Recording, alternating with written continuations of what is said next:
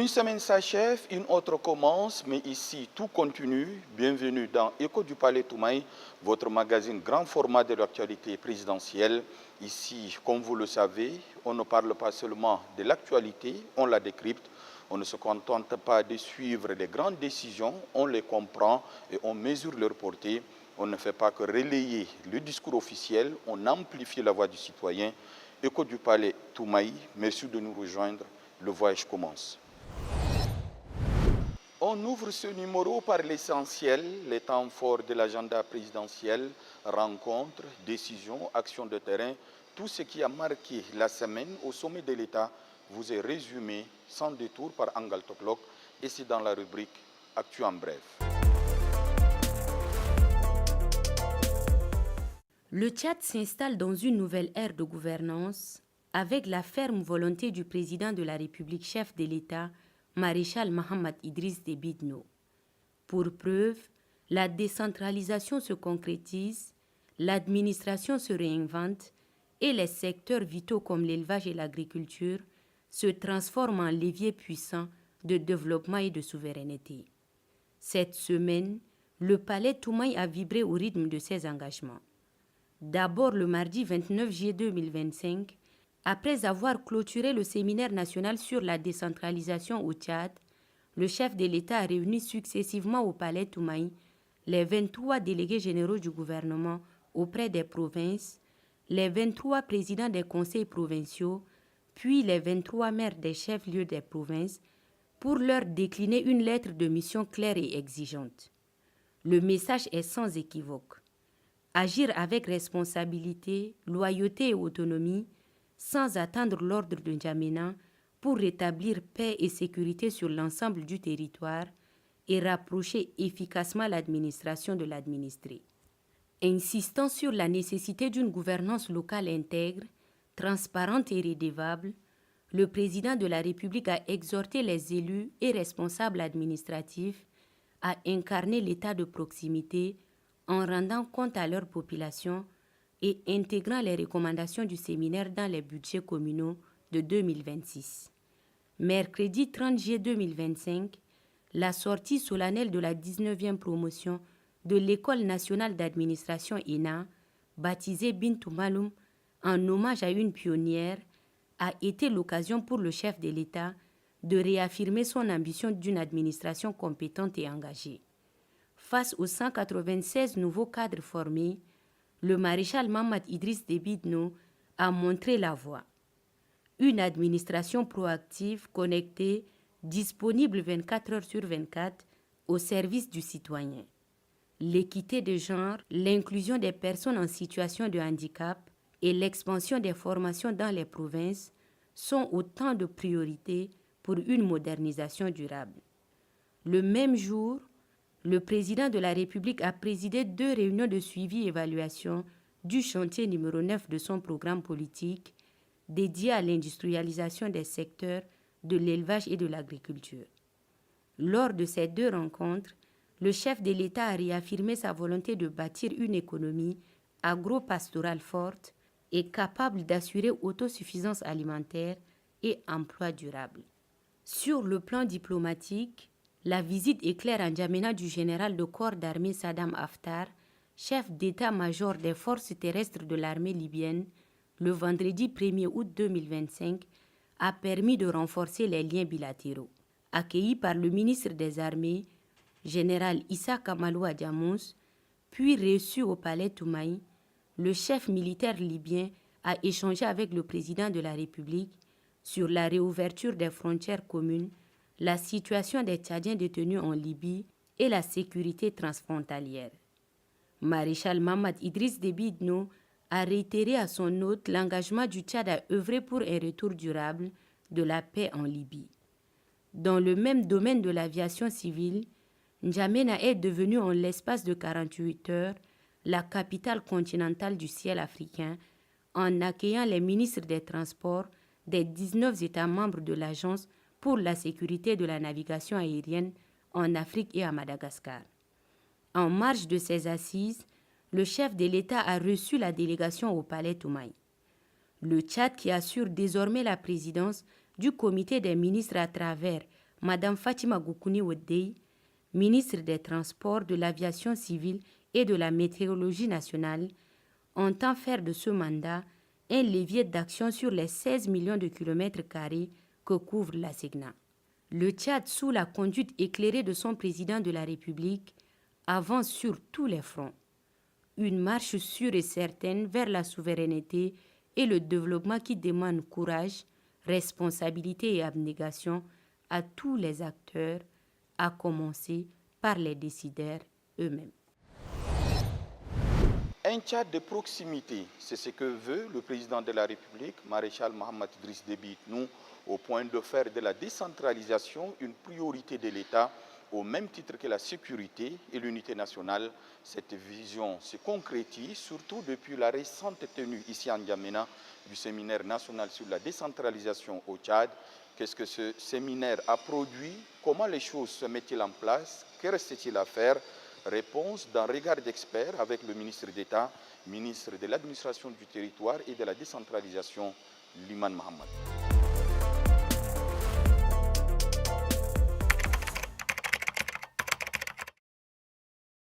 Il a fallu ce séminaire national pour que les uns et les autres arrivent à se défaire des attitudes réparbatives avec, bien entendu, la présentation des experts aussi bien nationaux qu'internationaux. Il a été démontré sur la base de la législation en vigueur que les élus locaux ont l'organisation de la libération des énergies locales autour des objectifs de développement pour permettre à ce qu'il y ait un relèvement du niveau de vie et surtout assurer les services sociaux essentiels aux populations. Aux délégués généraux du gouvernement, ils sont là pour pouvoir veiller à l'exercice des attributions régaliennes de l'État et notamment assurer la sécurisation des frontières, assurer la sécurité des personnes et des biens, veiller à ce que la cohésion sociale ne puisse pas être rompue, essayer d'appuyer et surtout d'accompagner les actions des collectivités autonomes pour leur permettre d'exercer efficacement les missions qui leur sont assignées de par la loi. Et surtout, essayer, sur la base de la légalité, de veiller à ce que les actions posées par les collectivités autonomes soient en phase avec la législation nationale. Le principe est qu'à chaque fois qu'il y a un acte posé par les élus locaux qui aura été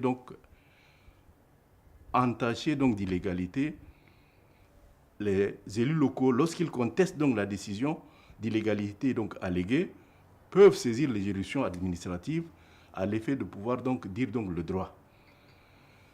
Et naturellement, lorsque également les élus locaux auront quand même estimé que abusivement l'autorité en charge de la tutelle, le représentant de l'État, aura empiété dans des domaines qui ne sont pas son domaine de compétence, à défaut de résorber les différends par le dialogue, naturellement les juridictions sont là pour pouvoir quand même départager par rapport un peu à l'option que la loi a prévue et qui ne peut être quand même que dite par les juridictions nationales. Le processus tel qu'il a été engagé et tel qu'il a été déroulé jusqu'à présent ne permet pas d'être pessimiste. Nous ne pouvons que nous réjouir de la tenue de ce séminaire qui a permis des convergences sur les options stratégiques autour de 3 axes. Il a été décliné les grandes lignes d'une feuille de route. Ces grandes lignes de la feuille de route seront examinées à la lumière des 3 axes prioritaires qui sont dégagés. L'harmonisation du dispositif législatif et institutionnel. L'axe second, c'est le renforcement de la gestion locale. Et le troisième axe, c'est la mobilisation et le financement des collectivités donc, autonomes.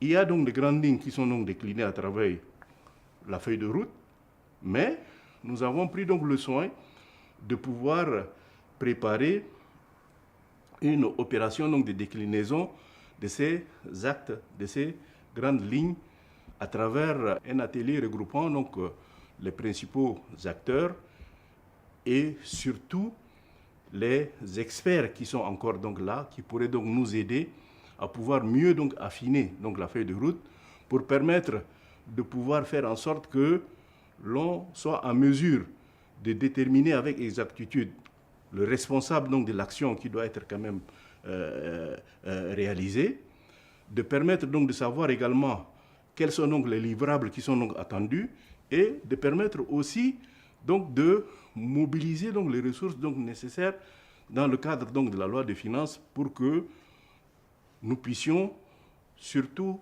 dans le cadre donc du comité de suivi qui sera donc mis en place, réaliser que les objectifs donc qui sont impartis sont effectivement donc atteints à travers donc une réalisation concrète, pleine et entière.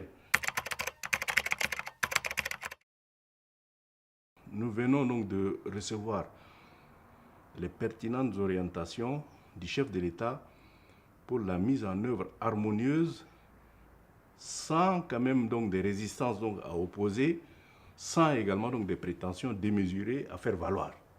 À partir donc de ce moment, je suis convaincu, avec les nouvelles prédispositions, que nous allons donc avancer.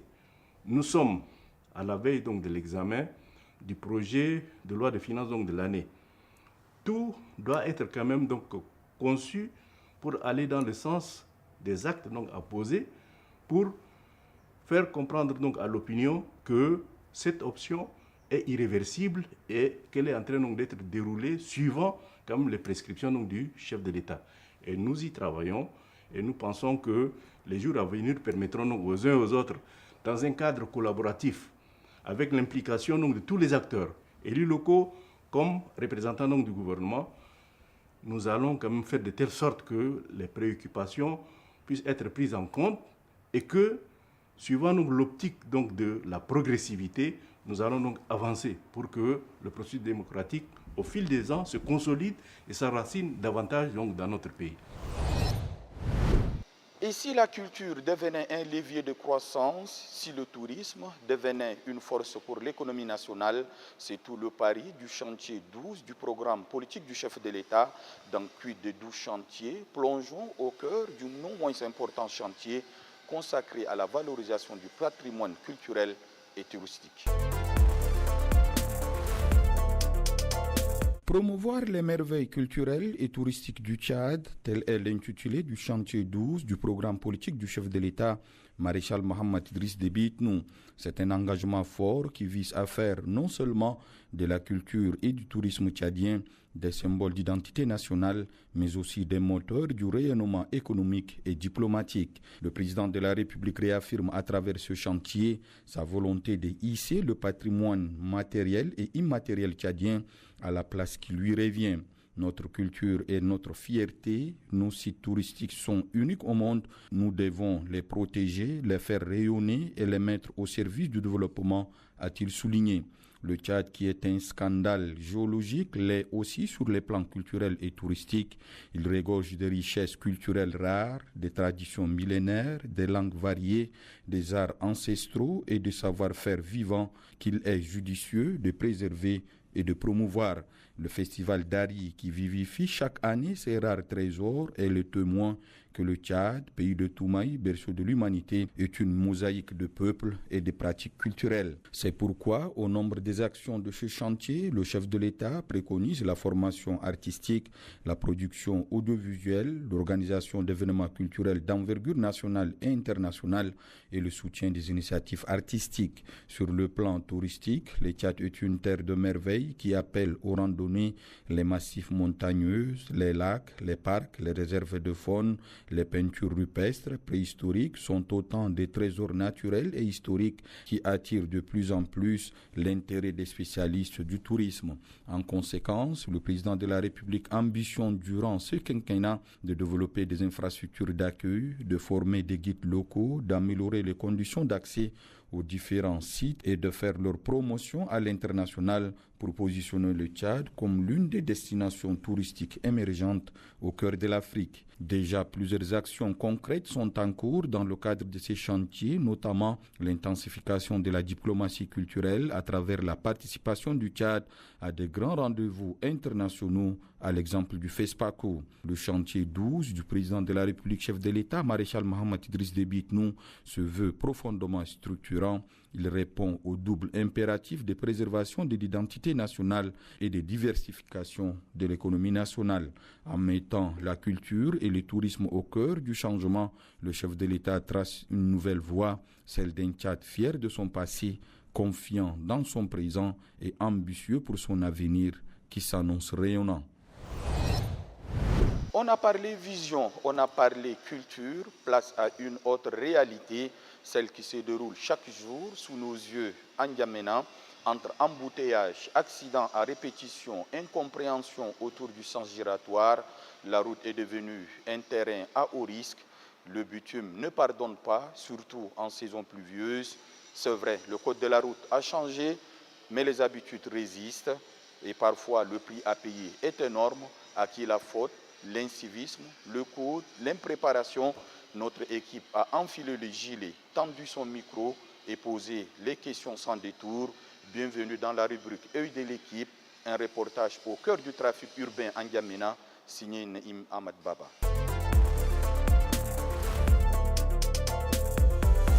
Pour tout être humain, circuler est une nécessité vitale, voire un plaisir. Mais dans notre cité capitale, rouler demeure la chose la plus stressante.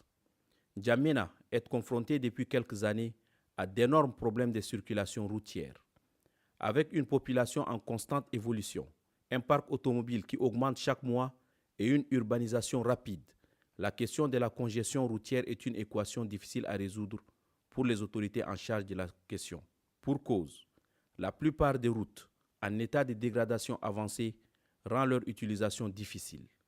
Les habitants se plaignent lors des déplacements entre embouteillages et détours imprévus ou des accidents très souvent mortels. Nous les citoyens, nous-mêmes, on ne connaît pas ce que c'est le code de la route.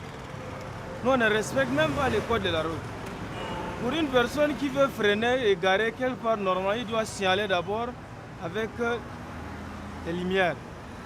Signaler avant au moins 2 mètres ou bien 1 mètre. Mais à 0 mètre, même une personne s'arrête et c'est un peu bizarre. Là, même si vous êtes un bon conducteur, si vous n'êtes pas un fraudeur quelque part, vous ne pouvez pas facilement s'en sortir. Vous allez le cogner forcément. Et quand vous roulez doucement, il trouve que vous ne connaissez pas rouler la moto. Il trouve que rouler la moto, c'est toujours fort. On est tous pressés à la fois. L'on est donc plus sûr d'arriver à destination indemne. Cette situation est en partie due aussi au mauvais comportement sur la route. Manassé, moniteur de conduite, explique. C'est de respecter, n'est-ce pas, les règles de la sécurité routière. Voilà, de respecter, n'est-ce pas, les 5 fautes mortelles qu'on les enseigne ici. C'est-à-dire l'excès de vitesse. Voilà, la conduite, n'est-ce pas, sous l'effet de l'alcool. Le non-respect, n'est-ce pas, de la priorité. Et le port de la ceinture de sécurité. Voilà. Si on arrive, n'est-ce pas, à respecter tout ça, la limitation de vitesse par exemple, ça peut nous aider à sauver, n'est-ce pas, beaucoup de vies. Parce qu'ici, on voit que quand les gens sortent, ils roulent comme il le faut. Ils ne respectent pas la limitation de vitesse. Ils ignorent même qu'ils sont en agglomération. Voilà. Or, il y a des règles, n'est-ce pas, bien établies pour bien faciliter la circulation. C'est pour rendre fluide la circulation, tout en réduisant drastiquement les risques d'accident, que l'ONASER, l'Office national de la sécurité routière, a pris des mesures idoines en instaurant un nouveau code de la route. Les gens ont toujours conduit avec notre ancien code de la route qui date de 1971. Le nouveau code de la route, où le décret d'application a été signé en 2023 ici, c'est ce nouveau code de la route qui stipule, qui a intégré le sens giratoire. Donc c'est un peu nouveau. Il y a une différence entre un rond-point et un carrefour à sens giratoire. Le carrefour à sens giratoire, lorsque vous arrivez dans un carrefour à sens giratoire, la priorité est à gauche. C'est-à-dire que c'est la personne qui est déjà dans le rond-point, qui est en train de faire le tour, c'est celui qui a la priorité. Mais lorsque vous êtes dans un rond-point, la priorité reste à droite. C'est-à-dire vous qui venez d'entrer, c'est vous qui avez la priorité. Donc la différence, c'est au niveau de la priorité. Le sens giratoire permet vraiment d'éviter les embouteillages. Les encombrements au niveau des ronds-points, si c'est un carrefour à sens giratoire où il y a de forts trafics, si on met les panneaux de signalisation, cela permet vraiment d'avoir une circulation fluide, un trafic sûr et sans accident.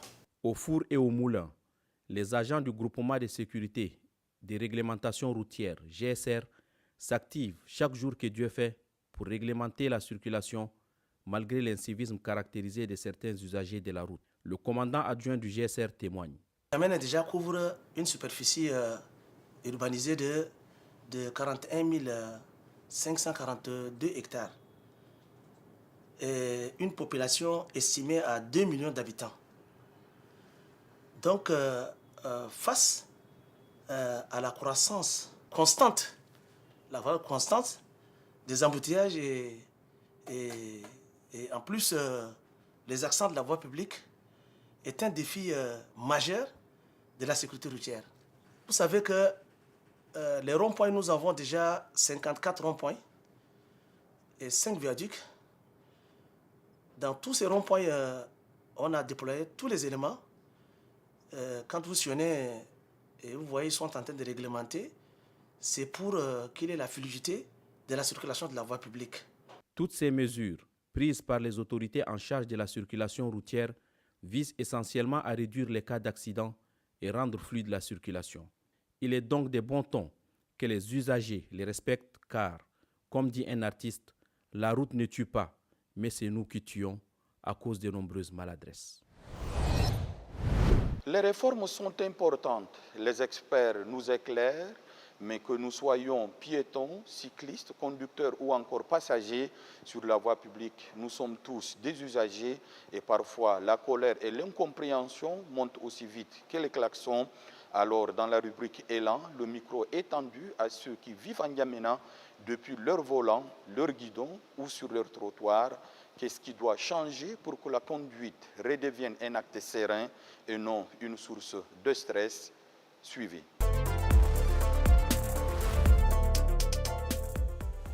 Les gens sont chez eux, ils ont leur permis. Ceux qui ne savent pas conduire, ils ont leur permis.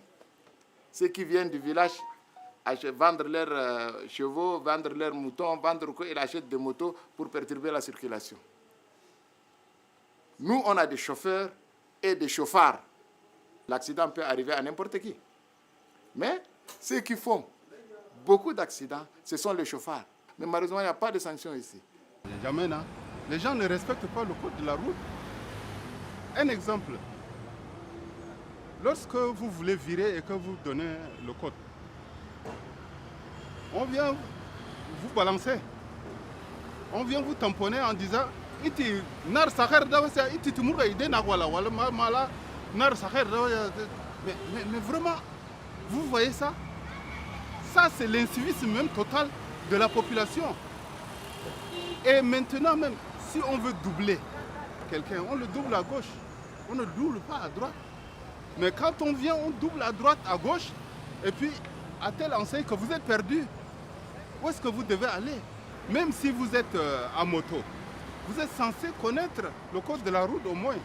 Sinon, vous serez ramassé par des gens comme ça. Mais c'est l'incivisme même qui bat son plein et que la police devait réglementer tout ça, mais réprimander, amender ceux qui violent le code de la route. Mais ils ne le font pas. Normalement, dès le début, quelqu'un qui doit avoir un permis de conduire doit d'abord faire l'auto-école, il doit comprendre le code de la route avant de conduire. Mais maintenant, il voit que c'est trop tard parce que les gens ont leur permis et ils n'ont pas fait l'auto-école. Ils ne comprennent pas le code de la route. J'ai un peu de moyens, j'ai payé une voiture et je roule. Le mieux pour faire sensibiliser, c'est de faire les messages et s'accentuer trop sur la sensibilisation, même en circulation. Si quelqu'un vient faire un gaffe et puis on l'approche pour lui expliquer que ce que tu as fait là, c'est pas bon, normalement tu dois faire ceci. Peut-être ça va jouer aussi. De l'agenda présidentiel au trafic quotidien, des grandes décisions aux frustrations de la rue, de la culture qui unit aux routes qui divisent, nous avons passé tout au crible. Merci à vous pour votre regard attentif et votre confiance renouvelée. C'était le 13e numéro d'Écho du Palais Toumaï. Le prochain, d'ici quelques jours, restez connectés, prenez soin de vous et de notre pays. À très vite.